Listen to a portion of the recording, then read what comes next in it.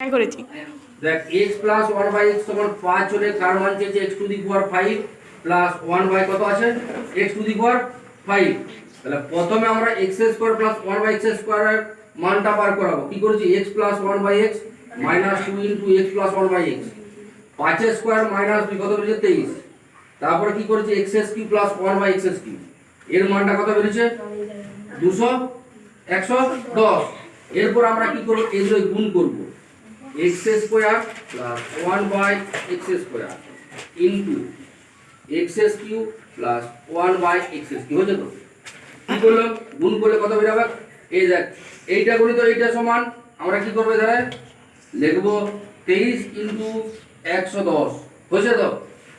তাহলে গুণ করলে কত বেরিয়েছে দেখ x to the power 5 plus x square by x cube plus x cube by x square plus 1/x to the power 5 এর দুই গুণ করলে বের হবে কত 2530। এইখানে আমরা রাখবো কি x to the power 5 plus 1/x plus x plus 1/x to the power 5 সমান 2520। কি করবে এরপর x to the power 5 plus 1/x to the power 5 সমান 2530